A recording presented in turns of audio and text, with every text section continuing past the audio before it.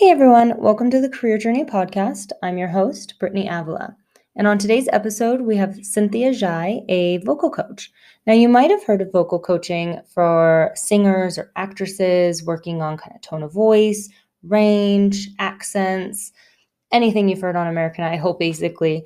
But Cynthia really works with everyday people for a wide variety of vocal reasons, anywhere from whether somebody's speaking too monotonously or the tone of voice that they have or being able to project kind of loud enough in business meetings. And what was really cool about this episode is she doesn't just talk about kind of those physical characteristics. She mentions how her business really grew when she noticed that there were some psychological underpinnings of some of these vocal issues. And so, for example, she noticed that sometimes with people who would not be projecting loud enough, it could come from a place of anxiety or lack of self-confidence or any other reasons. And so she really morphed and changed her business model to adapt to this and start working on discovering people's inner voice as well as their physical voice. And she really walks us through everything about starting your own business, from advice on whether or not you should jump into it to how to start, how to network, everything about kind of starting your own business. And she's been very successful. She's done TED Talks. She has a very successful business. So listening to her describe how she started it, how her everyday life has changed from the beginning of her business to now having a longer career. And so without further ado, please enjoy Cynthia Zhai. Hey everyone, welcome to the Career Journey podcast, where we explore exciting careers and how to get them from the people who've lived it. I'm your host, Brittany Avila. Thank you for tuning in and enjoy.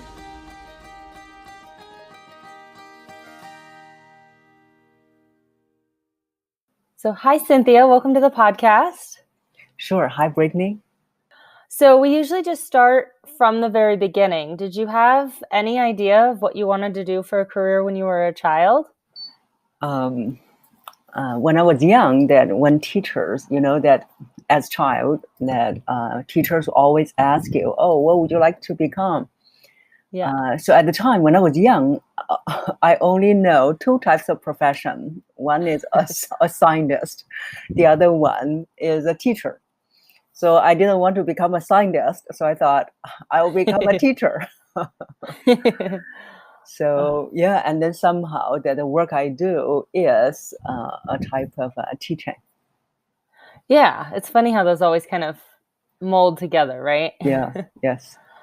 And so did you plan to go to school for teaching or anything like that? Or did you change prior to starting a career? No, I think the being a teacher, it was only kind of an answer that I had when I was a child. And so I went to college with what interests me. So what interested me was in business, in management. So I was learning about business management. And and then when my first job was doing coordinating training. So I was a training executive. So I was organizing training, including getting the participants. So that was my very first job. Yeah. And how was that? It was not going very well. Because I didn't know that part of my job was to do sales. And I always didn't like sales in the past. So that job, I didn't do well. And so how did you decide to leave that job? Did something else come along? Yes. So I started to, when I was at the end of that job I did about a year. And at the end of the year, I started to look for different jobs. And so I started to realize, even in schools, I started to realize, oh, I'm good with people. So maybe I'll do human resources. So, and also my major was in management. So it's not that far from human resources. Right. And so I started to apply different jobs in human resources.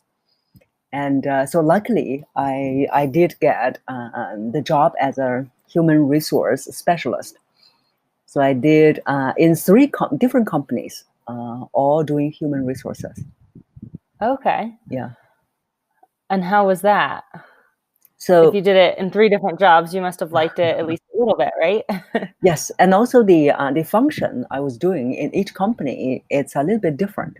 So the very Okay. first one, and the last one, the first and the third one in HR, both are related to recruitment.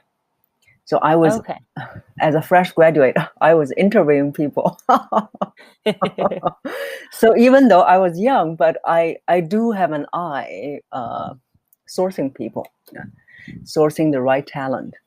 So Right. that was part of what I enjoyed. And then the second HR, which was more on the benefits, the employee benefits, which is not Okay. something I enjoyed. Yeah. So the Yeah, it third, doesn't sound in line with what you no, were interested in. no. So the third one part was in recruitment. The other one was in training. So I was Okay. training new employees to do the new employee orientation, and also I Mhm. organized training. And so luckily I didn't need to do the sales. Yeah. And where did you go after that third job? So then after that, I started to notice a lot of my friends, they are trainers. And that's why that sometimes I always recommend other people to meet people, to go out and meet different people, because meeting different people let me see the possibilities. So Right. I started to see a lot of friends, they are trainers. And then I Mhm. thought, oh, this is something that looks like is interesting to me, something that I can do as well. I did new employee orientation anyway. So, so then a friend of mine, he introduced me to a in-house trainer job. So I was doing Okay. training for our own employees on communication and leadership. So that's Okay. that job. And that was my And last corporate job. Yeah. what does that job look like? What is it like to train employees? So it's every the main job is that I have a fixed structure to teach. So the Mhm. company will give me the topics, will give me what's going to be taught in the topic. So Okay. that was part of the reason that I left, because I wanted to something to be more creative. I can put in more of Mhm. my own ideas, my own content. Right. So that was how that job looks like. But it really trained me to be able to do training much better. Right.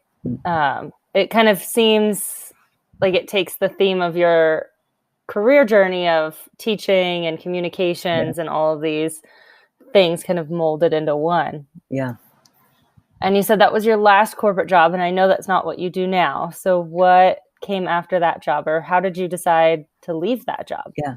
So um, again, it was friends who inspired me. So Okay. I was meeting different friends, and then they all started their own business, training as a trainer, as a coach. Okay. And one friend, he is 2 years younger than I am. So when I heard that he started his business, and I was thinking, what? Even him? So, It's hard when they're younger than you, I yeah. know. And then so I decided that I don't need to wait anymore, because before that I was hesitating. I was hesitating Mhm. whether I should start my own business, and but he kind of inspired me to finally leave the corporate job. Yeah. And so that, Nice. yeah, that was about 11 years ago. And I have been doing my Wow. own training and coaching business for the past almost 11 years. And I'm assuming it was a little bit of fear that was kind of making you hesitant to go Yes, out on your own. So how yes. did you approach that once you finally made the decision to do it on your own? I was terrified. Fear couldn't describe how I felt. Oh, no. So I remember that whenever I thought about, oh, I'm going to start my own business, I could feel the knot in my stomach. Yeah. And my whole stomach, I felt that they're sinking. And that's the reason that I wasn't able to leave. And it lasted almost a year to finally wow. make that decision. Yeah, and how do you think you got over that?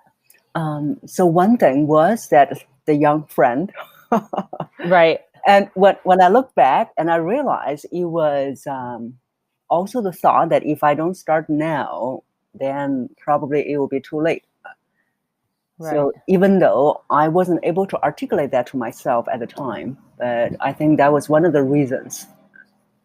And so that's one reason. And also that because even though he started his business not long, but he did get business. And then, which also showed me possibilities. I thought, oh, okay, Right. then that means that there is a possibility that It could I will work. be, yes, it will work. I will get clients. And yeah, so that's two of the reasons. Okay, so walk us through a little bit about that beginning journey of starting your own business for somebody Mhm. who maybe is thinking about jumping in but is still in that nervous, fearful stage. Kind of what were your first steps? Yes.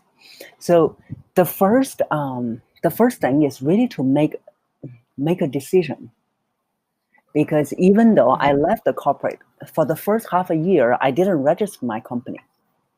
I was thinking that okay, I'm going to come out and try. If it didn't work, I'll go find a job.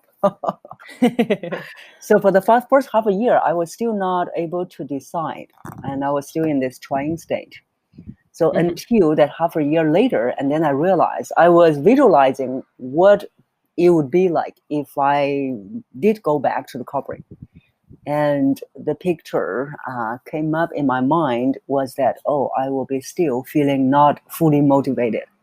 I will Yeah, still be doing things that are not fully my idea. And so I right. think keep on visualizing that made me realize I don't want to go back to corporate anymore.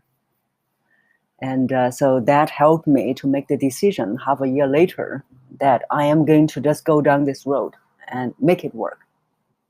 Okay. Yeah. And so, kind of business wise, what did you do next? So, you kind of registered your company. Mm. What other steps did you need to take to get it off the ground? Yes. So I was learning from different teachers who are teaching marketing as well. And Mhm. so once I've learned different things, I started to apply them. So my very Okay. first client, think about it, it was almost 11 years ago. My very first client was from LinkedIn. Oh, wow. Yes. So 11 years ago, the social setting was not that popular yet. But Right. interestingly enough, that my very first client was from LinkedIn, all because that I changed my profile.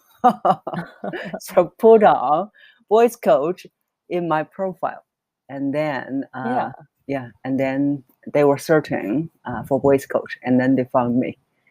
So that's how I started to do my marketing. One is on LinkedIn, and Mhm. the other one was to go out to different networking events to meet people, to also that get my name out there. Mhm. And so networking events, those events, they were very helpful to help me build up my pool of network, and also help me to reach more people, to get more people know that what I do.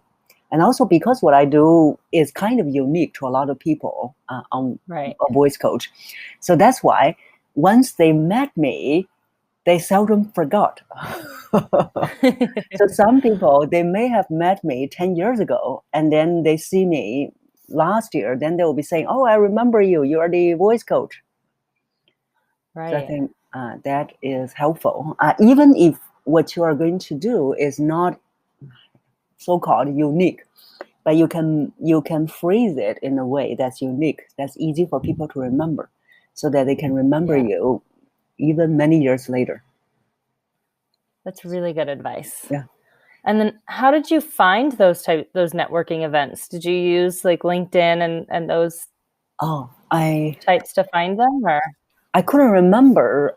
I think probably it was one of those marketing teachers recommended that you need to attend events, for example, from associations, different Okay. associations, different chambers. So that's Got what it. I was Googling. So I was Googling chambers of commerce, associations, and then I just went and showed up. That's nice. Yes. Can you walk us through a little bit about what your job is now? You're a voice coach. What Yes. exactly does that entail? So I help people develop a powerful voice so that they can be heard whenever, wherever, and whoever they talk with. So a lot of my clients, for example, in meetings, and then they realize that, oh, I said something. No one noticed I said something. And Right. then they realize, oh, my voice is having some issues. Or some clients that they speak with a very loud voice, even though people can hear their voice, but their ideas were not really being absorbed by people. So they are also not heard. So they need to learn how to speak with a powerful but not loud voice to be heard. Right. So you focus on a voice in all sense of the word, like the actual physical voice, but also your kind of internal, Yes. powerful voice. Yes. It has evolved over the years. So initially, I was only helping them with the physical mechanism of the voice. Okay. And then I realized that even with the voice developed to be stronger, more powerful, but they still have this inner blocks, mental, emotional blocks that are holding them back. So then we started to talk about all those mental, emotional blocks as well to remove them. Yeah, I could definitely see how that would become important, especially for, people like me who are introverted and a little bit more shy and scared to speak up Yes. in certain situations. So yeah, I can see how that would kind of come up. Yeah. So one of the blocks would be that for my clients who are introverts is the discomfort of being seen, being visible. Yeah. And then we need to remove that block so that they can dash forward, become unstoppable when they're speaking. Okay. And what type of things do you do without kind of giving it all away? Because we want to keep you employed, but Sure. what kind of things do you do to help with those types of blocks? So then, first of all, they need to realize the awareness. They need to realize, oh, I am having this fear of being visible. And then once they started to see that, they started to realize it is not only in meetings that they don't want to be seen. It is actually happening in every area of their lives. So that's the first step, which is awareness. And then the second step is you want to think about what is it that you are really afraid of? Because being afraid of visibility is only the surface level of fear.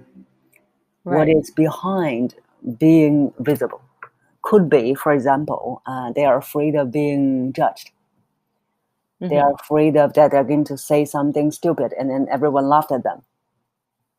So then the second step, we need to find out what is the reason that you are having this fear, the deeper reason.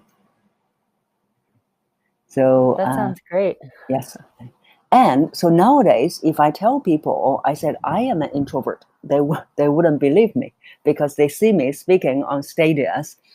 And yes. And when I started my business, I went out for networking events. They would think that I'm an extrovert, but I'm an introvert, but I'm an outgoing introvert. Right. So I did have the fear of being visible. And I realized for me, the fear of being visible, if I were to be exposed with visibility, I saw that as being in danger. Yeah. So once I was able to work through that, then I was okay with being visible. So that's amazing. Yeah. Yes. So then people need to find out what's the deeper reason for their fear of being visible. And have you noticed in your work that there's kind of a variety of different like internal fears for that same surface level fear, or is it kind of normally about the same for most people? They are the same. For example, if people are fearful about being judged, So then the deeper reason, sometimes there are similarities in the way that they were brought up. Okay. So in their family, either the father side or the mother side, there's one parent who was very critical. Interesting. So then as I started to hear their stories, then I realized there are similarities in the way they were brought up. That's really interesting. Yes. As a psychologist, that makes me very fascinated. Yeah. And so what kind of has your career journey in this business been like? Has it been kind of a powerful transformation for you personally as well as kind of transforming people around you? For sure. It's, I think it's, the transformation always starts with me. Because I see myself being transformed over and over and over again. And so in the beginning, it was being okay with being visible online, being visible everywhere. So there were people telling me that they said, "Oh, I see you on LinkedIn, I see you on Facebook, I see you on Instagram, I see you on YouTube." But what they didn't know was that in the beginning, when I posted something, and I was so worried about it, so I would disappear from social media. For example, I may post something on Monday, and then I won't post something until Friday. So I had to work through my own fear of being visible. So that's one thing that I was being able to transform about myself. And then the other one was that I remember the very first year as an entrepreneur, I was saying that, oh, this whole year, the growth that I've gained in this whole year is more than the 20 plus over years.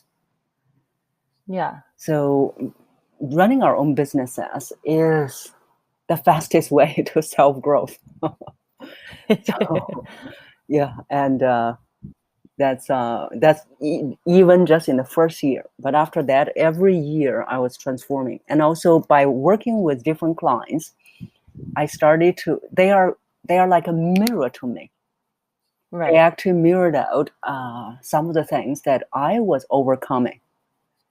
And for example, one is being visible. The other one was when I was young, so I had a very critical dad. So when I was young, I thought that my opinions didn't matter. And then I started to realize that I actually showed that in my clients. And so they came in to work with me as a mirror, to mirror out what I have been through. And which also let me realize that I am keep on evolving so that I can help them get over that as well. That's nice. So you get to kind of help yourself at the same time as helping other people. Yeah.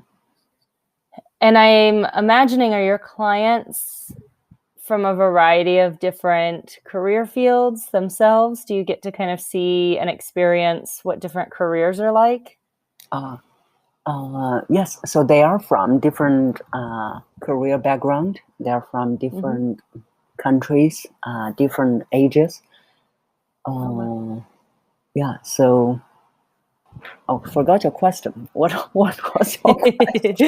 That's okay. Just what kind of the client base is like? Is it a wide variety of different people, and so you get to kind of tackle different issues all the time? Is it like ever changing? I guess what I'm wondering too is, like, in your field, in your kind of entrepreneurship business, is every day kind of similar to one another, or do you get to have like completely just different experiences because everybody's so different? Yes, it's different. So there are similarities. For example, there are people who are. So right now, for example, I work with few clients. They all have the issue of monotone. Okay. But what caused the monotone will be different. So that's what made I feel my work interesting, because even though they all have the similar surface level of problems, monotone, but what's behind the monotone is different. And that's what I like to explore with them. And when we explore what made you a monotonous voice, then we realize more about them. And yes, so it's there's similarity on the surface level, but on a deeper level, that's where the work is more interesting and more fun. Yeah, I never really would have thought that there was reasons behind why people spoke in a monotonous voice. So that's Yes. really interesting. Yes, yeah. And you will see many different reasons. And so how did you grow your business after that kind of first year? Was it a lot more word of mouth? Was it a lot more of those networking events, more networking? How did you get it out I there? think at least for the past 3 to 4 years, networking was always a way of marketing for me in the first 3 to 4 years at least. So what's evolved over the years, one was social media, more social media presence. Because for the past 10 years, that's where the social selling started to grow as well. So for example, when I signed up for an Instagram account, it was only for me to post photos on travel and food. And then there started to have people contacting me on Instagram, asking about the voice. And then I realized, oh, I cannot just post my food anymore. It's weird how that shifts as you age. You can't Yes. just have fun on social media anymore. It all kind of wraps up into the business. Yeah. So then I started to share some business related as well. But there are still things that I love to share, like travel and food once in a while. So I think I've developed more social media presence over the years, especially on YouTube. So YouTube, I started when I started. So I think the first video was posted in 2010. And so over the years, there are more attractions to the YouTube as well. So right now we have 40K subscribers. So that's yes. So that's on YouTube. And also there are other social media as well, LinkedIn, Facebook, Instagram. And then 2 months ago, someone asked me, are you on TikTok? I was not, but then I started to sign up on the account. I just got into that too, because my students were telling me it would be a great place to promote this podcast. And now I'm kind of spiraling into that world. Yes. I haven't explored it yet, but I just signed up on the account. I think it would be great for what you're doing, because it's basically what your content on YouTube would be, but in a very short kind of bite-sized piece where people can just get really interested and then head over to like YouTube or your website. I did notice on your website you had kind of like a few videos on there. Is that from your YouTube channel? Yes. Yes. I think I wanted to transition a little bit too, because you've had a pretty exciting career lately too, where you've given like a TEDx talk too. How did that opportunity come up? So I think it's always stay open to different opportunities, because I wanted to do a TEDx talk because I believe in the work that I do is TEDx worthy. And then so I started to contact someone in 2012. It was December because we were meeting in Starbucks and drinking these Christmas drinks. And so it was December 2012. But then they were not ready to do my talk.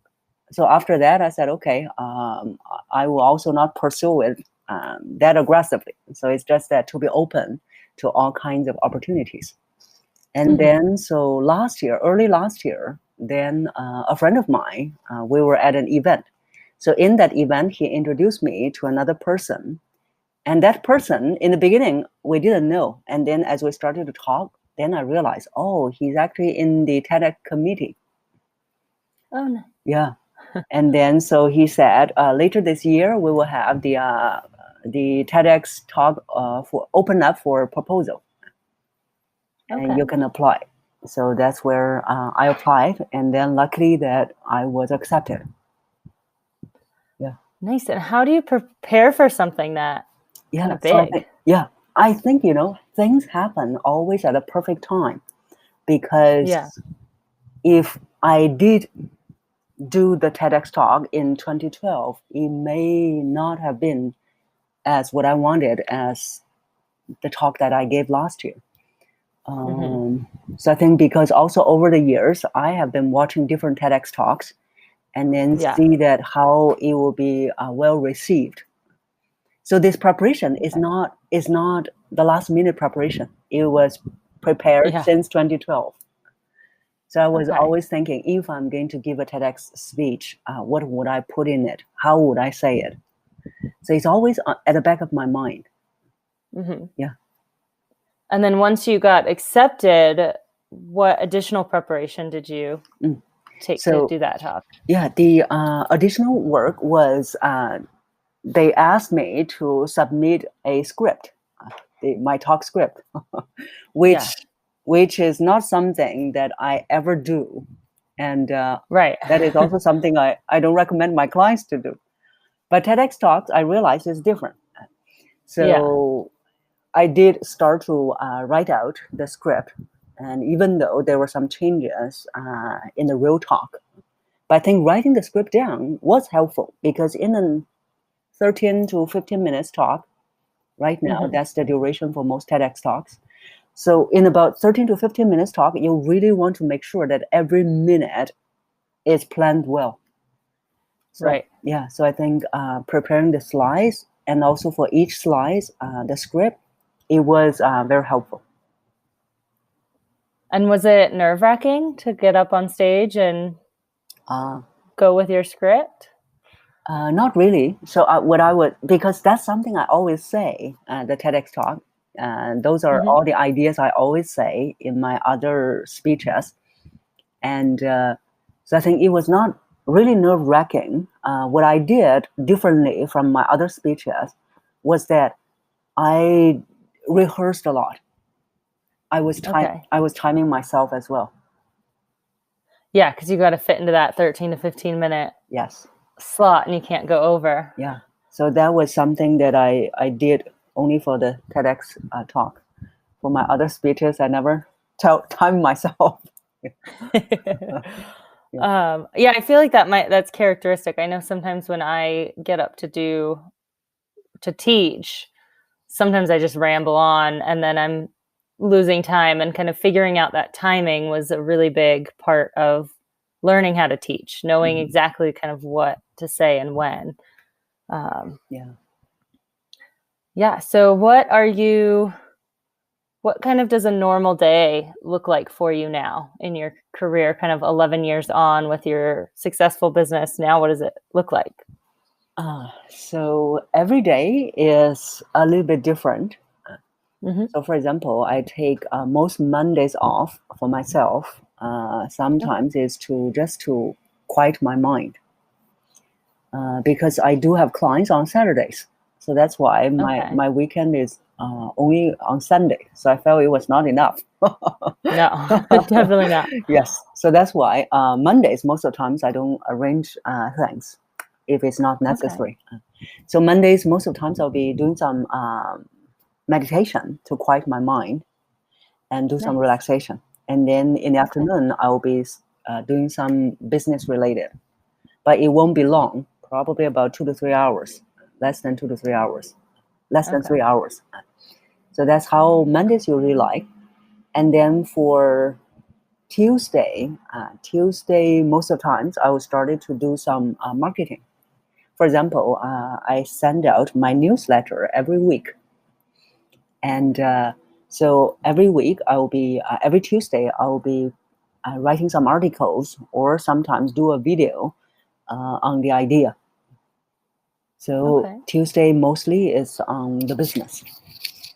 And then Wednesday, Thursday, there are always coaching sessions. Sometimes if I do a training workshop or a speech, then I will also most likely to be arranged on Wednesday and Thursday. Friday, sometimes there are also some clients because some of them, they worked very hard from Monday to Thursday and they want to do the sessions on Friday. So Fridays, I'm also open for the coaching sessions. And then Saturday, I do Saturday morning. So I do some group coaching sessions. Mm-hmm. So that's how my week is like. And are you, in your business, is it just run by you? Do you have any employees as well that kind of help with the business side, or is it 100% you? So it will be probably 90% me.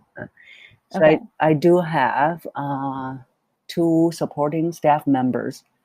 So one is doing the social media doing the posting, and then the other Nice. Yeah, one, that's helpful. does admin. Okay. Mm. And I know it sounded like in your description of your normal week, you have kind of this set balance between kind of that business side and then the actual like coaching side. Yes. How is it managing that kind of those dual roles or the multiple roles that you have operating a business? Is it difficult? Did it kind of evolve over time? Yes, it has evolved because when I Okay. started, I was working from Monday to Sunday. Right. And also I did work in the evenings. Mm-hmm. So now, once it's reaching about 6 p.m., my mind, I still have energy, but my mind is off already. Right. I want to relax. And also over the years, I started to realize that when I'm treating myself well, when I'm in a very good situation, a good mood, a good mind, I can serve my clients better. Mm-hmm. So that's why I started to spend more time and also reserve more time to take care of myself first, especially mentally and emotionally. Yeah, it's important to do that. Yes, yes. And what kind of advice do you have for people maybe starting out, wanting to venture into their own career, whatever it is, even if it's different, but Yes. just starting their own career kind of independent by themselves like you did? Do you have any advice that you would give people? Mm-hmm. Yes. So again, number one is to go out and meet people. So Mm-hmm. going out and meeting people, it can bring you a lot of things. Number one is it shows you possibilities. Okay. So in the beginning, I was with a group of trainers, and then I thought, oh, I'll be doing training. And then I was with a group of speakers. And then I realized, oh, I love speaking, and I would love to speak more as well professionally. So I think meeting people, it shows me what's possible. So that's one. And then two, also that when you meet people, you can also test out your ideas. Okay. So a lot of other entrepreneurs, they always tell me, they say, oh, I'm not sure whether this idea works. I say, you cannot ask me. Or you cannot stare at your laptop and trying to figure out whether your ideas work. You have to go out and share your ideas with people to see how they respond and then see Mm-hmm. what you may want to change. So when I was starting to do voice training and coaching in networking events, I told people, I said, oh, I'm a voice coach. Yeah. And then guess what? One of the first few clients, besides the first one from LinkedIn, the next few, some of them, they were from networking events. And then there were people saying, Right. oh, you're a voice coach. I've been looking for a voice coach for long. So then I realized, oh, this idea works. So you have to Yeah. go out and talk to people to see whether it works, how it resonates, what you need to twist. So that's the benefits. Meeting Okay. people. And then you kind of make changes based off of people's feedback. So if something wasn't really working, you would Yes. edit it and kind of change it and morph it and then try it again. Yes. For example, your message, right? So even the message, you want to see that what people's response is. So for example, in the Mm-hmm. beginning, when I say, oh, I'm a voice coach, then they'll be saying that, oh, a voice coach, is it a singing coach? Right. Then I started to realize, oh, that's people's perception. Yeah. So what do I need to do if I introduce myself again? And also, what do I need to do if I give a speech talking about I do voice coaching? So actually, this feedback, this response from people can help you in many ways. So then you can twist your message. And then sometimes you can also hear from people their needs, what their needs are. So, like, for example, being heard. So in the beginning, I was only talking about all kinds of different voice problems, speaking with a soft voice, loud voice, speaking too fast, monotone. But then I started to realize the more I talk with people, and also the more I talk with my clients, I realized the reason they want to change their voice is not just to have the voice, but to be heard with that voice. Right. So it's all by talking to people, testing your ideas. That's fascinating. So your business has kind of morphed into something different because of what you noticed that people needed or people were kind of responding to. Yes. And then also there are people asking me, even for example, for my past clients, they were asking me, they said, oh, I have developed this physical, powerful voice now, but I still feel that I have a gap between you and me. How can I become more authoritative like you? Which made me think. Then I started to think, what is the difference?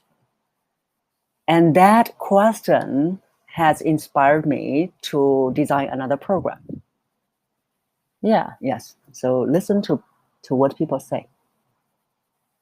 So actually listen, not just kind of that surface level listening. Yes. That's great advice. All right. Well, we're kind of coming up on time. Did you have any last minute advice or anything else you wanted to kind of talk about before we go? Sure. So a few days ago, I was meeting with a friend, and then she said, some people asked her, oh, is it a good time now during this pandemic, all this chaos happening? Is it a good time to become an entrepreneur? Right. That is a good question. Yes. And I said, it is always a good time.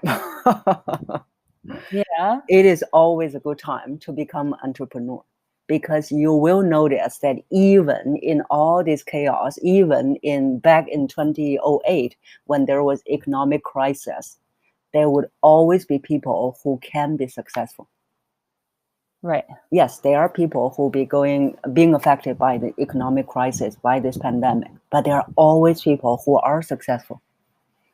And especially now, if what you do is to serve people, to help people, that's what people need right now. People need to be supported in many ways. Yeah. So there is never been a good time than right now to do what you want to do. That's really good advice. Yeah. Yeah, I've heard that too, where kind of the service industries, even service industries you don't think of, like nursing, like where you're helping people, is kind of the wave of the future, where everything else in some ways can be kind of automated, let's say. So if you're just producing something, that can be automated, but like helping people and serving people can't be automated. And so those are the careers that most people are probably going to gravitate towards in the future and start entrepreneur businesses from, because that's what you were saying is exactly what people need right now. They need help in a lot of different ways. Yes, they can think about how can I help people together with my talent. Then you will find success in what you're going to do. That's great. Well, thank you so much. Thanks you for being on the podcast. Oh, do you want to tell people where they can find you, your website? And Sure. Yeah. So they can, the best place is YouTube. So they can they can just go to YouTube and search in YouTube search box, Cynthia Voice Coach. They should be able to find my channel. And then from YouTube, on my YouTube channel homepage, they will see those small icons where they can click, they can find my website. They can also find my some social media platforms. Great. Yes. Awesome. Well, we will send them to your YouTube channel as well. So thank you. Thank you for being on. Sure. You're most welcome.